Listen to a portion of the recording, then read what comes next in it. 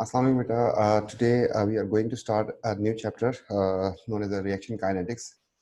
Already we have done this chapter in O levels. उसमें जो है रेट ऑफ रिएक्शन के नाम से इसको पढ़ा था. इसके अलावा जो है हमने एएस में भी पढ़ा था रेट ऑफ रिएक्शन, जिसमें जो है कॉन्सेंट्रेशन, टेम्परेचर, सरफेस एरिया जो है किस तरीके से इसको इफेक्ट करते हैं. फिर जब हम एएस में आए तो वहाँ पे हमारे पास जो नई चीज़ आई that was a Boltzmann distribution curve. और उसके अलावा जो है एनर्जी प्रोफाइल डायग्राम जो है हमारे पास आ गई थी कैटलिस्ट के हिसाब से. तो इस चैप्टर को जो है आगे कंप्लीट करना है हमने, और इस कंप्लीशन के लिए जो है हमने इसको थोड़ा सा एक्सटेंडेड पढ़ना है, और यहाँ पर ये पूरे का पूरा जो टॉपिक है वो कंप्लीट हो जाएगा. तो जो बात जो है हमने ओ लेवल से स्टार्ट की थी वो यहाँ पे जाके ख़त्म होगी. तो यहाँ पर हमारे पास क्या क्या चीज़ें हैं इसमें जो हमने पढ़नी है तो उनको हम देखते हैं. तो बिफोर स्टार्टिंग दिस, तो पहली बात जो है वो है रेट, कि रेट क्या चीज़ होती है. तो रेट जो है हमारे पास that is change upon time होता है.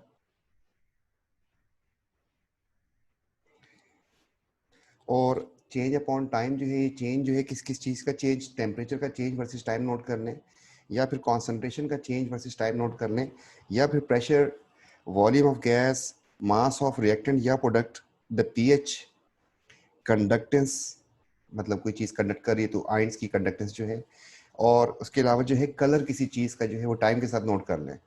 तो वेरियस रिएक्शन में जो चेंजेस होती हैं वो डिफरेंट होती हैं. किसी जगह पे कलर डेवलप हो रहा होता है, कलर की चेंज जो है नोट कर सकते हैं. किसी जगह पे पीएच चेंज हो रही है तो इसको हम नोट कर सकते हैं.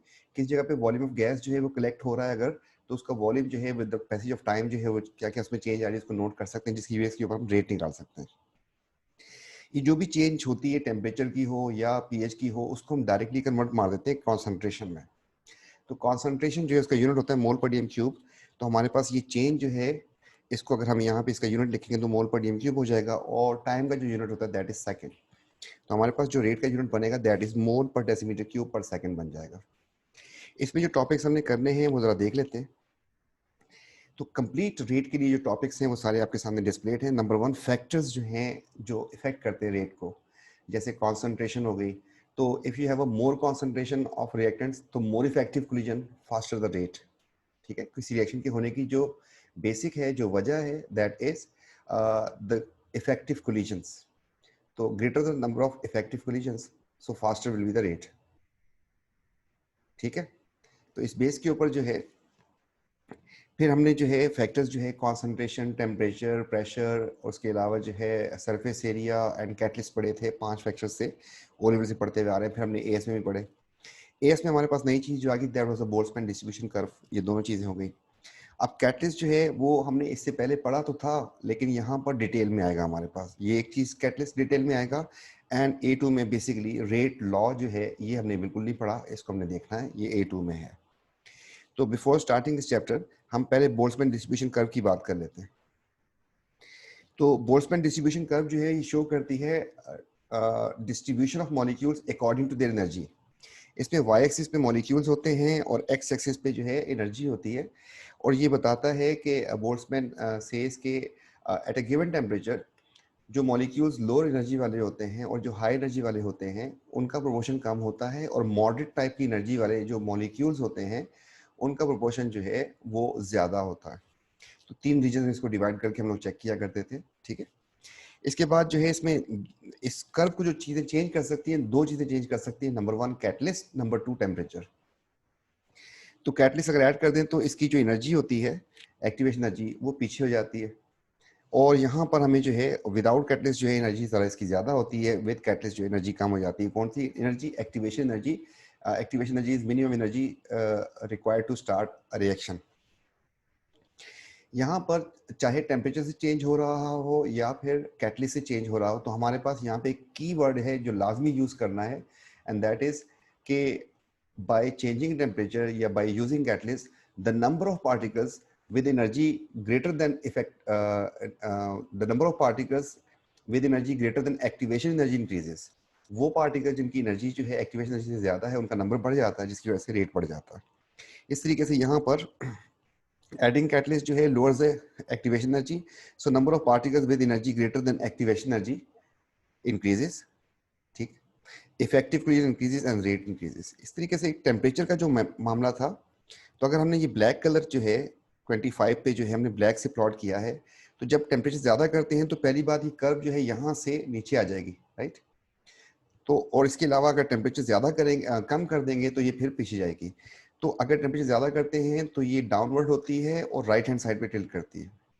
अगर टेम्परेचर कम कर देते हैं तो ये कर्व जो है बैकवर्ड होती है और पीछे उठ जाती है। और इन दोनों केसेस में नंबर ऑफ पार्टिकल्स का जो प्रोपोर्शन होता है वो डिफरेंट हो जाता है, जिसकी वजह से रेट जो है वो चेंज हो जाता है। By increasing temperature kinetic energy of particle increases, ठीक है, ये सबको पता है। So now more particles have energy either equals to या greater than activation energy, so effective clear increases, rate increases. तो ये जो बात हमने यहाँ पे लिखी है, this is the important thing, ये बात हमें यहाँ पे भी लिखी हुई है। तो जब से बोल्ट्जमैन डिस्ट्रीब्यूशन कर्व आई है तब से हमें ये बात लिखना जरूरी हो जाता है कि number of particles with energy greater than activation energy increases. इस तरीके से हमने टेम्परेचर इसको इफेक्ट करता है तो उसमें भी ऐसा लिखना जरूरी है। तो बोल्ट्जमैन डिस्ट्रीब्यूशन कर्व की बेस के ऊपर जो थोड़ी सी बात कर लेते हैं हम कि इसमें कैसे इम्पैक्ट करता है। तो बोल्ट्जमैन डिस्ट्रीब्यूशन कर्व जो है, इसको समझाने के लिए तो आपको दोबारा बता देते हैं, क्योंकि इसके बारे में ये एस की चीज़ सी पूछी जा सकती है। तो आपके पास दो एक्सिस होते हैं, बना दिया आपने। फिर जो है आपके पास यहाँ पर आपके पास नंबर ऑफ पार्टिकल्स या मॉलिक्यूल्स होते हैं और इस एक्सिस पे आपके पास एनर्जी होती है। ये कर्व थोड़ी सी अनइवन सी होती है, परफेक्ट पैराबोला नहीं होता इस तरीके से। इसमें बेसिकली 3 रीजन्स होते हैं। अगर हम रीजन्स को मार्क करें तो हमारे पास एक ये और इस तरीके से। तो ये वो पार्टिकल्स हैं जिनकी एनर्जी बहुत लो है, ठीक। इसको हम जो है किसी कलर से शेड कर देते हैं कि ये पार्टिकल्स की एनर्जी जो है बहुत लो है। इस तरीके से हम किसी और कलर से शेड कर देते हैं, ये वो पार्टिकल्स हैं जिनकी एनर्जी जो है बहुत हाई है। तो यहाँ पर इसको हाई एनर्जी पार्टिकल्स हैं। और इस तरीके से यहाँ पर अगर हम बीच में वाला पोर्शन जो है उसको हम हाईलाइट करते हैं, तो ये जो पोर्शन जो है इसमें एवरेज टाइप की एनर्जी होती है एंड सबसे ज़्यादा मॉलिक्यूल्स एसी के होते हैं। और इसको जो है हम किसी और कलर से शेड कर देते हैं, तो ये वाले पार्टिकल्स जो हैं इनका नंबर सबसे ज़्यादा होता है, ठीक। तो एवरेज वाले जो पार्टिकल्स सबसे ज़्यादा होते हैं, लो और हाई वाले पार्टिकल्स कम होते हैं। सिर्फ इसमें से जो हाई एनर्जी वाले पार्टिकल्स हैं उन्हीं की एनर्जी जो है काफ़ी होती है। तो उसको जो है मैं एक और कलर यूज़ कर रहा हूँ, मैं यहाँ पे बोल्ड कर देता हूँ कि सिर्फ ये वाले पार्टिकल्स जो हैं हाई एनर्जी वाले, ये इफेक्टिवली कोलाइड कर सकते हैं। इफेक्टिव कोलिजन्स जो हैं यही कर सकते हैं, बाकी सबकी कोलिजन्स जो है इनइफेक्टिव होती हैं। तो only these particles can collide effectively. तो if these particles have energy तो हम उसको एक बेंचमार्क लगाते हैं सिर्फ एक्टिवेशन एनर्जी। मतलब यहाँ पर अगर 200 है और यहाँ पे अगर 900 है, तो 900 एंड उससे ज़्यादा वाले पार्टिकल्स जो हैं वो ही इफेक्टिवली कोलाइड कर सकते हैं, 850 वाले नहीं कर सकते। और इस तरीके से 850 से नीचे वाले जो है वो नहीं कर सकते कोलाइड। तो पहली बात तो इसमें ये है कि आपके पास जो है इसमें बोल्ट्जमैन डिस्ट्रीब्यूशन कर्व में 3 रीजन्स होते हैं। फिर जो है वापस आते हैं, इसको हम क्लियर करते हैं। इस पे 2 चीज़ें इम्पैक्ट करती हैं, नंबर 1 टेम्परेचर, नंबर 2 कैटलिस्ट। ये बात सिर्फ रिकैप ही चल रहा है क्योंकि आप लोगों ने इसमें बहुत सारे क्वेश्चन जो इसके किए थे एएस में, उसका क्लियर कॉन्सेप्ट है। तो आपके पास यहाँ पर मॉलिक्यूल्स और यहाँ पर आपके पास एनर्जी आ जाएगी और इसकी शेप जो है कुछ ऐसी होती है। इसको मैं अगर मार्क कर देता हूँ कि टेम्परेचर को कि 25 डिग्री सेल्सियस पे आपके पास, मैंने ब्लू कलर से मार्क किया इसको। तो अगर आप इसको टेम्परेचर चेंज कर दें, मतलब आप इसका टेम्परेचर जो है वो कर दें 50 डिग्री सेल्सियस, तो उसको इस लाइन से मार्क करते हैं। तो होता क्या है कि जो ओरिजिनल जगह है, इसमें हम एक और काम कर दें, पहले एक्टिवेशन एनर्जी मार्क कर दें यहाँ पे कि ये एक्टिवेशन एनर्जी हो गई। और ओनली दीज पार्टिकल्स जो है कोलाइड कर सकते हैं। आपके सामने है displayed area, these particles can only collide, ठीक है। इस तरीके से अगर टेम्परेचर आप ज़्यादा कर देंगे तो होगा क्या कि ये कर्व जो है यहाँ से कुछ इस तरीके से कम होते हुए इस तरफ बढ़ जाएगी। मतलब अब अगर देखें तो आपके पास वो पार्टिकल्स, पहले सिर्फ इतने पार्टिकल्स थे, जबकि अब जो है आपके पास ये वाले पार्टिकल्स भी आ गए। तो आपके पास ग्रेटर नंबर ऑफ पार्टिकल्स हैं जो इफेक्टिवली कोलाइड कर सकते हैं। तो पहली बार टेम्परेचर ज़्यादा करने से राइट हैंड साइड पे जाती है और उससे राइट हैंड साइड पे जाती है और नीचे की तरफ प्रेस हो जाती है। इस तरीके से अगर मैं एक और टेम्परेचर जो है उसका जिक्र करें यहाँ पे, कि मैं यहाँ पे लिख दूँ कि अगर मेरे पास 5 डिग्री सेल्सियस हो जाए टेम्परेचर, उसको मैं इससे मार्क करूँ, तो फिर जो है ये यहाँ से कुछ इस तरीके से चली जाती है। तो आपके पास जाकर टेम्परेचर कम करेंगे तो ये बैकवर्ड पीछे की तरफ चली जाएगी और ऊपर उठ जाएगी। आप अगर देखें तो now you have only few particles which can collide effectively and I am marking them only now these particles can collide effectively. आपके पास सिर्फ ये रीजन रह गया, ब्लू वाला जो है वो प्रेस हो गया। तो इस तरीके से जो है इसके बारे में जब लिखना होता है तो क्या लिखना होता है, ये इफेक्ट ऑफ टेम्परेचर लिख देते हैं यहाँ पर, इफेक्ट ऑफ टेम्परेचर। और इसके लिए जब हम लिखेंगे तो अगर टेम्परेचर इंक्रीज या डिक्रीज की बात करता है मतलब the question will be like why rate increases with increasing temperature. Temperature ज़्यादा करने से रेट क्यों बढ़ जाता है? तो इसका आंसर जो है वो लिखा जाएगा bye increasing temperature kinetic energy of particles increases. सारे पार्टिकल्स की एनर्जी बढ़ जाएगी। ये बात आप लोगों को ओ लेवल से पता है। और फिर आप इसमें लिखेंगे सो इफेक्टिव कोलिजन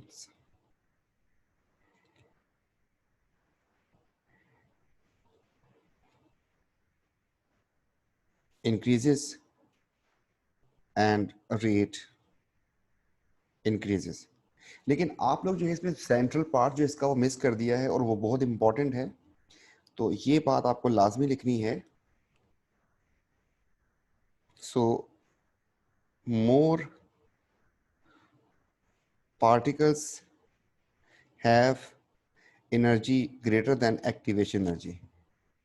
ये वाली बात जो है बहुत इंपॉर्टेंट है, इसको मैं यहाँ पे हाईलाइट कर देता हूँ। तो ये आपको लाजमी लिखनी है।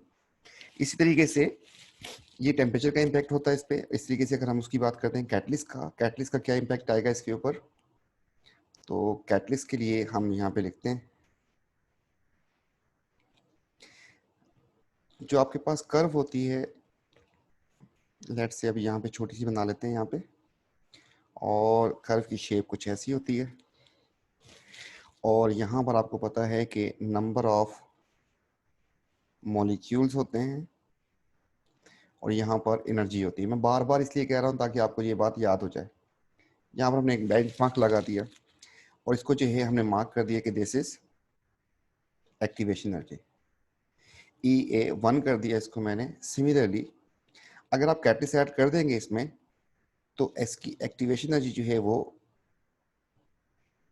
ये हो जाएगी। मतलब पहले अगर 900 थी तो अब जो है 700 पे ये काम हो जाएगा। तो इसको हम लिखते हैं कि विद कैटलिस्ट, अगर जैसे ही देखिए आपने कैटलिस्ट ऐड किया तो सिर्फ पहले ये वाले पार्टिकल्स कोलाइड कर सकते थे बस, लेकिन कैटलिस्ट ऐड करने से ये वाले पार्टिकल्स भी कोलाइड कर सकते हैं। मतलब पहले सिर्फ ये वाला पोर्शन था, अब ये वाला पोर्शन भी है जो इफेक्टिवली कोलाइड कर सकता है। और इस तरीके से वो पार्टिकल्स जो इफेक्टिवली कोलाइड कर सकते हैं उनका नंबर बढ़ गया। जबकि इसके लिए हम लिखेंगे कि दिस इज विद कैटलिस्ट। ये विद कैटलिस्ट हो गया हमारे पास। तो अब इस बेस के ऊपर जो है हमने इसको एक्सप्लेन करना है। तो यहाँ पे लिखेंगे by adding catalyst activation energy decreases. ये लिख दिया आपने। सो फिर वो पर्पल वाली बात जो बोल्ट्जमैन से रिलेटेड है। नाउ मोर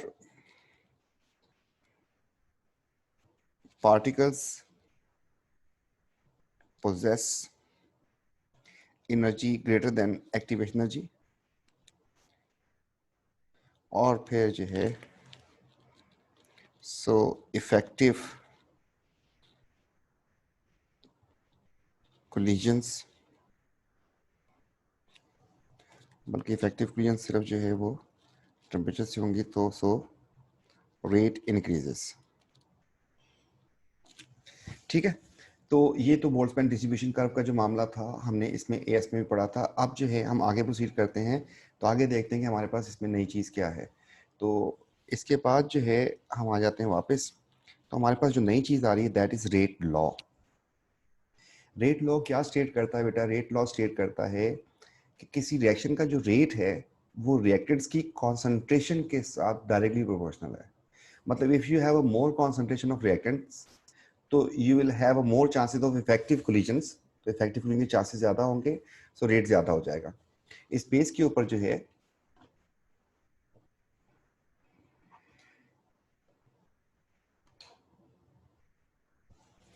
तो इस बेस के ऊपर जो है कि आपके पास जो है जैसे ही रिएक्टेंट की अमाउंट कॉन्सेंट्रेशन ज्यादा हो जाएगी, चांसेस ऑफ इफेक्टिव कोलिजन बढ़ जाएंगे, तो रेट बढ़ जाएगा। ये बात बड़ी सिंपल सी है, लेकिन इसमें एक छोटी सी अजीब सी चीज आ रही है कि वो ये कह रहा है टू जो रिएक्टेंट की कॉन्सेंट्रेशन होगी to their power which is determined experimentally. मतलब अगर आपके पास ये दो रिएक्टेंट्स थे, मैं मार्क कर देता हूँ, आपने लिखा रेट जो है वो डायरेक्टली प्रोपोर्शनल है किस चीज के? दोनों रिएक्टेंट्स के। लेकिन एक चीज बड़ी अनयूजुअल सी है, उसको जरा नोट करें, क्या है कि ये जो पावर है इसको मैंने 1 और 3 नहीं किया, इसको मैंने x और y कर दिया। तो ये रेट लॉ में ये कहा जाता है कि these power has to be determine experimentally, मतलब आप वैसे नहीं कर सकते, एक्सपेरिमेंट के बगैर आप नहीं बता सकते। इसका मतलब अगर आपको इक्वेशन दे दी जाए, कोई भी इक्वेशन, उसके रिएक्टेंट्स को आप डायरेक्टली लिख देंगे, लेकिन उनकी पावर जो है उसके लिए आपको एक्सपेरिमेंट परफॉर्म करना पड़ेगा। क्यों करना पड़ता है उसको हम देखते हैं। इस तरीके से जैसे ही हमने इस प्रोपोर्शनैलिटी को हटाया, तो हमारे पास एक कांस्टेंट आ गया which is known as a rate constant K. ठीक है जी, तो K is a rate constant which is only affected by temperature. Keep in mind whenever the k comes, कोई भी k हमारे पास आता है केमिस्ट्री में, चाहे वो केसी हो, चाहे वो केपी हो, चाहे वो केडब्ल्यू का केएसपी हो, केपीसी हो, जितने भी आएंगे वो सारे के सारे ओनली इफेक्टेड बाय टेम्परेचर। इसके अलावा उसको कोई और चीज चेंज नहीं कर सकती। तो ये वाली बात जो है कि रिएक्टेंट की कॉन्सेंट्रेशन जितनी ज्यादा होगी उतना ही रेट ज्यादा होगा। इस बात को थोड़ा सा आगे लेके चलते हैं। अब ये कहता है कि X and Y determined by experimentally, ये बताया। क्वेश्चन ये है कि क्यों ऐसा है, हम उसको डायरेक्टली क्यों नहीं लिख सकते? उसकी वजह बेटा ये है कि most of the reaction involve more than one step. बहुत सारे रिएक्शन जो हैं वो एक से ज्यादा स्टेप्स में होते हैं, और जो स्लो स्टेप होता है वो सारे का सारा टाइम कंज्यूम कर लेता है। तो अगर ऐसा होगा तो रेट जो है वो टाइम के साथ डायरेक्टली है, आपको इनवर्सली आपको पता है कि जितना ज्यादा जो है आपके पास टाइम ज्यादा लग रहा है तो रेट जो है स्लो हो जाएगा, टाइम कम लग रहा है रेट ज्यादा, तो वो स्टेप जो सबसे ज्यादा टाइम यूज करेगा तो रेट उसी पे डिपेंड करेगा। तो the slowest step among all steps is called rate determining step, जिसके लिए जो है रेट डिटर्मिनिंग स्टेप के लिए हम RDS का वर्ड यूज करेंगे next time. The reactants of RDS मतलब स्लो स्टेप के जो रिएक्टेंट्स होते हैं सिर्फ वही अपेयर होंगे रेट इक्वेशन में, और उनके कोफिशिएंट जो है पावर बन जाएंगे। ये बात जो है इसको समझना है, हम आहिस्ता आहिस्ता समझाएंगे इसको। तो ऐसा क्यों होता है, इसके बाद जो है हम इसको समझाने के लिए जो है कुछ यहाँ पे थोड़ा सा काम कर लेते हैं, और यहाँ पे आ गए हम लोग। देखें, ये एक रिएक्शन है जिसमें उसने कहा कि 2A हैं और 3B, ये मिलके बना देते हैं C। ये केमिकल रिएक्शन है। अब वो कहता है कि एक्सपेरिमेंट से आपको इसका क्या पता चल जाएगा? मैकेनिज्म। मैकेनिज्म इसका शो करता है कि ये रिएक्शन जो है 2 स्टेप्स में होता है।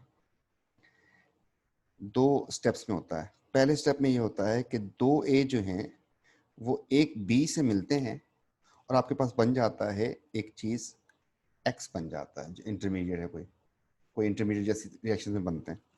और फिर जो ये X था ये 2B के साथ मिलके C बना देता है। देखें, इसको पहली बात समझ लें कि 2 स्टेप्स में रिएक्शन कंप्लीट करवाया, इसको x के साथ कैंसिल आउट हो जाएगा, और आपके पास देखें कि आंसर क्या आ रहा है। नीचे क्या आएगा आपके पास? यहाँ पर आ जाएगा आपके पास 2A, यहाँ पे आ जाएगा 3B is equal to C। ये वही इक्वेशन बन गई जो यहाँ पे आ रही है। ठीक, तो वो ये कहता है कि आप जो है, अगर आपको ये चीज़ें बता दी जाती हैं और आप इससे रेट इक्वेशन क्या लिख सकते हैं, अगर आप जो है इससे रेट इक्वेशन लिखने की कोशिश करें तो क्या लिख सकते हैं, हम इसको मार्क कर देते हैं। बेटा इससे हम लिख सकते हैं कि रेट इज इक्वल टू के, ए की कॉन्सेंट्रेशन एंड बी की कॉन्सेंट्रेशन, लेकिन ये एक्स और वाई जो है आपको फाइंड करना पड़ेगा। लेट से वो आपसे कहता है कि ये स्टेप जो है स्लो है जबकि ये स्टेप जो है फास्ट है, तो सारा टाइम कंज्यूमिंग टेस्ट ये वाला बन जाएगा। इसे हम कहते हैं आरडीएस। इस बेस के ऊपर इस बेस के ऊपर सिर्फ इसके रिएक्टेंट्स जो हैं, इसको मैं हाईलाइट कर देता हूँ और कलर हम डिफरेंट यूज कर लेते हैं। कहता है कि जो आरडीएस के रिएक्टेंट्स होते हैं वो रेट इक्वेशन में आएंगे। अब आपकी रेट इक्वेशन बन जाएगी इज इक्वल टू के, ए की कॉन्सेंट्रेशन एंड बी की कॉन्सेंट्रेशन, दो रिएक्टेंट्स है इसमें। अब इसका कोफिशिएंट चेक करें कितना है। तो जब आपने इसका कोफिशिएंट चेक किया, जिसको हम मार्क कर देते हैं, देखिए कोफिशिएंट कितना है इसका, 2। तो उसने कहा कि ए की फिर पावर 2 कर दें। इस तरीके से वो आपसे कहता है कि बी का कोफिशिएंट चेक करें, तो बी का कोफिशिएंट जो है वो यहाँ पे कुछ नहीं होता, 1 होता, इसलिए इसकी पावर कर देंगे 1। तो इस तरीके से आपको जब मैकेनिज्म बता देगा तो आप उसकी बेस के ऊपर ही इसका जो है रेट निकाल सकते हैं, रेट इक्वेशन लिख सकते हैं, वरना किसी भी गिवन इक्वेशन को देख के आप रेट नहीं लिख सकते। इस बेस के ऊपर थोड़ा सा एक और एग्जांपल देते हैं आपको। वो आपसे कहता है कि N2 प्लस 3H2, बल्कि इसको हटा देते हैं हम। कहता है कि SO2 plus half O2 gives you SO3। कहता है इसकी रेट इक्वेशन लिखें, तो हमने इसकी रेट इक्वेशन जब लिखी तो हमारे पास बन जाएगा रेट इज इक्वल टू के, SO2 की पावर पता नहीं एंड O2 की पावर भी पता नहीं, इन दोनों को हमने कर दिया x और y। अब वो कहता है कि एक्सपेरिमेंट से ये पता चल गया भाई को कि इसका जो एक्सपेरिमेंट किया उससे आपके पास जो मैकेनिज्म आया, तो मैकेनिज्म से shows that this reaction take place in 2 steps. In the first step, SO2, and in the second step, O2 is involved. And he says that this react actually with, in the first step, it react with NO2. तो होता क्या है कि ये अपना oxygen उठा के एक ऑक्सीजन उठा के इसको दे देगा, तो इस तरीके से ये बन जाएगा आपके पास NO, और ये बन जाएगा आपके पास SO3।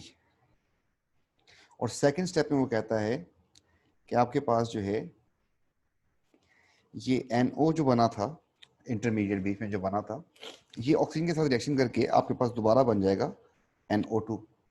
अगर देखें गौर से, मैं इसको दोबारा आपको ऐड करके दिखाऊं, तो आपके पास ये चीज़ ये इससे कट जाएगी, ये चीज़ इससे कट जाएगी, तो आपके पास क्या क्या बच जाएगा, आपके पास जो है नीचे आ जाएगा इसमें SO2 plus half O2 is equal to SO3। तो ये बात पक्की ज़हन में रखिएगा कि जो है स्टेप्स में वो जनरल इक्वेशन वही बन जाती है जो पहले होती है।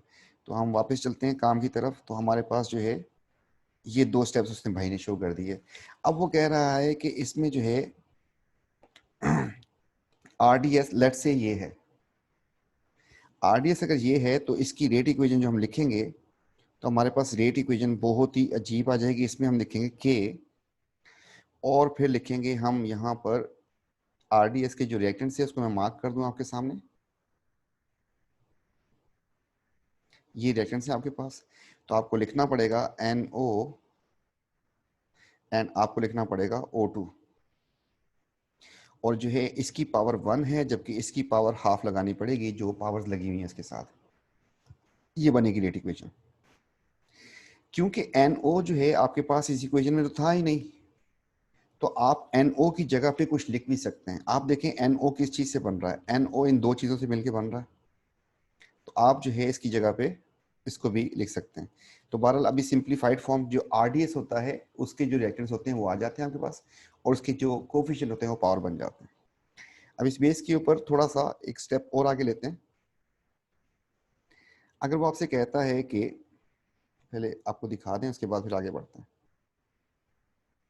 देखें ये कह रहा है आपसे कि rate equation, right rate equation for the following reaction in case of, ये आपको एक रिएक्शन दिया है जिसमें नाइट्रोजन जो है वो हाइड्रोजन से रिएक्शन कर रहा है, अमोनिया बन रहा है। वो कह रहा है स्टेप 1 में ये एक इसका मोल और एक इसका मोल दोनों मिलके बना लेते हैं एक नई चीज N2H2 विच इज इंटरमीडिएट। ये जो N2H2 बन गया है ये एक और हाइड्रोजन से रिएक्शन करता है और फिर N2H4 बन जाता है, और फिर ये जो N2H4 बना था ये फर्दर रिएक्शन करता है हाइड्रोजन के साथ, उससे बन जाते हैं दो अमोनिया के मॉलिक्यूल। ठीक। अब वो कहता है कि अगर स्टेप 1 जो है इसका आरडीएस हो, मतलब ये वाला स्टेप अगर इसका आरडीएस हो, मैं इसको मार्क कर देता हूँ, ये स्टेप अगर इसका आरडीएस हो तो आपके पास रेट इक्वेशन किसके बराबर आ जाएगी। तो उस वक्त आपने करना क्या है, उस वक्त आपने यही रिएक्टेंट्स लिखने रेट इक्वेशन में। देखें यही बनेगी, दोनों की पावर 1 1 आ जाएगी N2 और H2 की। तो पहली बात तो ये हो गई, सिंपल हो गया। अब वो कह रहा है अगर स्टेप 2 आरडीएस हो, मैं मार्क कर रहा हूँ स्टेप 2 अगर आपके पास आरडीएस है, अब आपको क्या करना पड़ेगा, आपको ये दोनों रिएक्टेंट्स उठा के इसमें लिखने पड़ेंगे। तो देखें यही रेट इक्वेशन बनेगी आपके पास। देखें और से देखें कि आपके पास N2H2 की पावर 1 बन जाएगी और हाइड्रोजन की पावर 1 बन जाएगी, ये बन जाएगा आपके पास। लेकिन अब जो है इसकी बेस के ऊपर जो है अब हम आगे बढ़ते हैं, तो इसमें N2H2 को हम रिप्लेस कर सकते हैं किसी चीज से, और वो ये है कि असल में आपके पास ये कोई N2H2 तो एक इंटरमीडिएट था, ये तो आपके पास कोई रिएक्टेंट नहीं था। तो हमने देखना है N2H2 किस चीज से बना है। ये बना है एक N2 और एक H2 से, इसलिए N2H2 की जगह पे हम ओरिजिनल रिएक्टेंट्स लिख देंगे। वजह ये है, देखिए मैं अगर आपको कोई रिएक्टेंट्स देता हूं तो आपको उन्हीं को रिएक्शन करवाना है ना, आप उन्हीं की कॉन्सेंट्रेशन को चेंज करेंगे तो उससे आपने इम्पैक्ट देखना है। एक इंटरमीडिएट बन रही है वो तो रिएक्शन के दौरान बन रही है, वो तो आगे प्रोसीड ही नहीं हो रही, वो तो आगे चल ही नहीं रही। तो आप जो है कोई इंटरमीडिएट को हटाने के लिए उसकी सब्स्टिट्यूशन करेंगे। तो ये N2H2 जो था इसको हम देखते हैं किस चीज से बना। तो N2H2 आपको दिखा रहे थे दोबारा कि इस चीज से और इस चीज से बना। इसका मतलब N2H2 की जगह पे लिखा जा सकता है कि N2 एंड H2। तो हमने जो है इसकी जगह पे लिख दिया कि एक N2H2 जो है इसके बराबर होता है। इसकी बेस के ऊपर हमने इसकी सब्स्टिट्यूशन कर दी। जब सब्स्टिट्यूशन कर दूंगा N2H2 की जगह पे तो मेरे पास आ जाएगा N2 और ये। अब इन सबको अगर कंबाइन कर दूं तो N2 देखें इसमें 1 हो रहा है, जबकि H2 आपके पास 2 हो गए। तो आपके पास ये बन गया इसका ऑर्डर।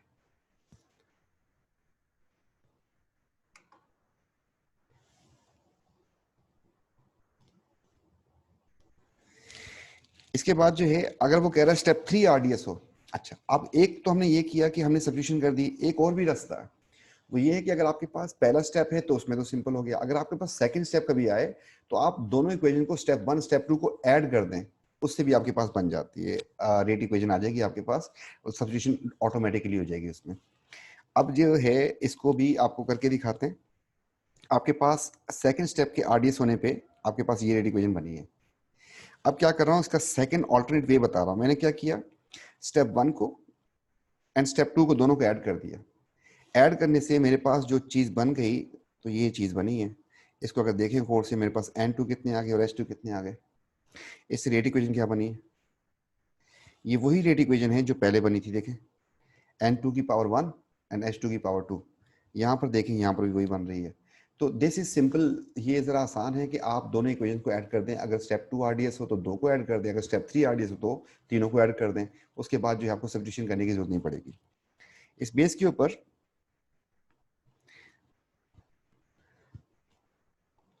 हम जो है थोड़ा सा आगे बढ़ते हैं। अगर स्टेप 3 आरडीएस हो तो आसान तरीका ये है कि आप तीनों को ऐड कर दें। तो हमने स्टेप 1 भी लिख दिया, स्टेप 2 भी लिख दिया, स्टेप 3 भी लिख दिया, तीनों को ऐड कर देते हैं।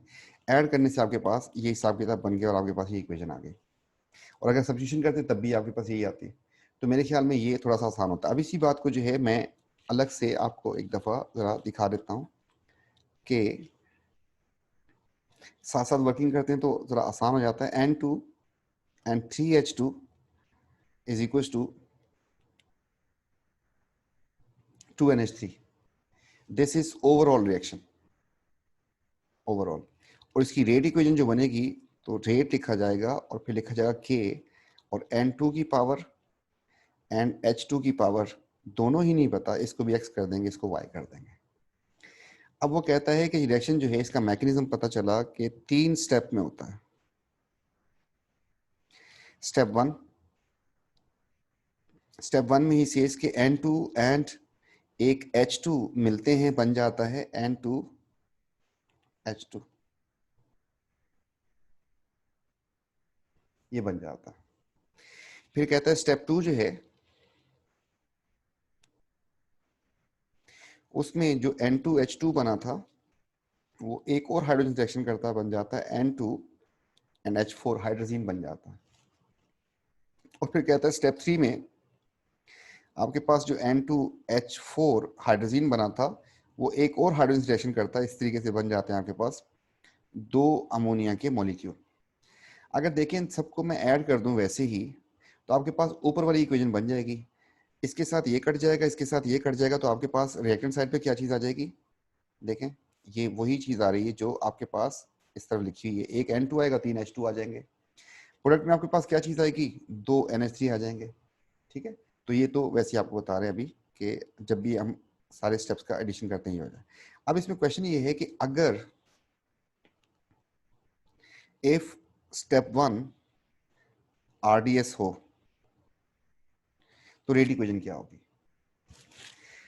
अगर स्टेप 1 RDS होगा तो स्टेप 1 मैंने लिखा कि N2 एंड H2 N2H2 यही RDS है, तो रेट इक्वेशन हो जाएगी rate is equal to K N2 लिखूंगा एंड H2 लिखूंगा। क्योंकि ये RDS है तो इन दोनों की जो आपके पास वो बन रही है कॉन्सेंट्रेशन, या तो यहां पर हमने लिख दिया इसकी पावर भी 1 बन जाएगी, इसकी 1 बन जाएगी, ये तो सिंपल सा काम हो गया। अब वो कहता है कि नहीं भाई स्टेप 2 जो है RDS है, अगर हो तो, इफ का मतलब होता है इफ, अगर पॉसिबली, तो स्टेप 2 RDS अगर है आपके पास तो उस वक्त क्या होगा। तो स्टेप 2 के लिए आपने क्या करना है, ऐड 1 एंड 2 आपके पास आ जाएगी।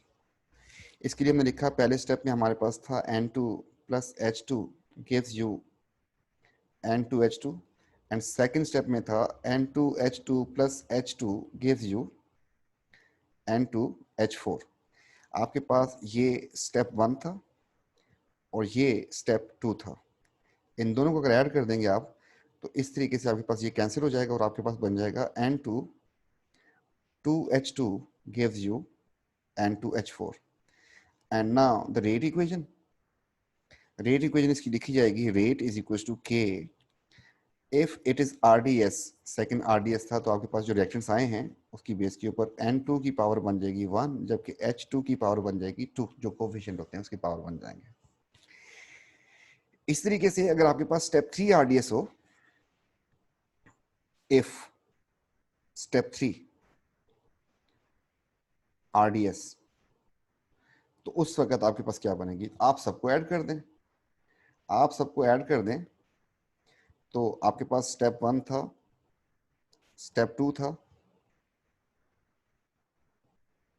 एंड स्टेप 3 था। तो इसमें था N2H2 और ये बन गया था आपके पास N2H2। सेकेंड स्टेप में N2H2 जो था उसने H2 सिलेक्शन किया और बन गया N2H4, एंड थर्ड स्टेप में N2H4 hydrazine react with one other hydrogen and form ammonia.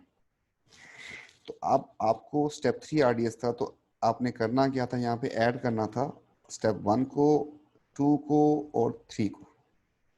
तो इक्वेशन की उस तरफ और इस तरफ वाले को अगर कैंसिल आउट करते हैं हम तो हमारे पास जो है बच जाएगा, ये इससे कैंसिल हो जाएगा, ये इससे कैंसिल हो जाएगा, तो हमारे पास जो बचेगी चीज that will be N2 3H2 N2 NH3। इस बेस के ऊपर इसकी रेट इक्वेशन बन जाएगी K, और मैं हाईलाइट कर देता हूँ, तो यहाँ पर N2 की पावर जो है वो बन जाएगी 1, जबकि H2 की जो पावर है वो बन जाएगी 3। तो ये हमारे पास रेट इक्वेशन बन जाएगी इसकी। क्लियर। तो यहाँ तक जो है ये वाली बात की हमने। अब इसमें गौर से देखें कि अगर ये वही इक्वेशन बन रही है जो आपके पास शुरू में दी हुई है उसने, ये वाली इक्वेशन जो है, इसको हम किसी और कलर से पूरा देखें, ये आपके पास बेसिक इक्वेशन थी यही वाली, कैसे थी देखें गौर से, N2H2। देखिए अगर लास्ट स्टेप RDS हो, लास्ट स्टेप अगर RTS हो, तो फिर आपके पास वही जनरलाइज इक्वेशन की ही पावर्स जो है आ जाती हैं। अगर लास्ट स्टेप RDS हो तो उससे यही पावर्स आ जाती हैं जो आपके पास ओरिजिनली होती हैं। और इसी की बेस के ऊपर एक क्वेश्चन ये था कि if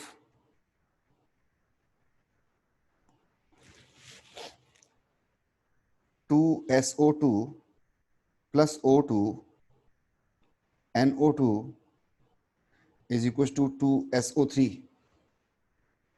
has rate equation K SO2 की पावर 2 and O2 की पावर 1,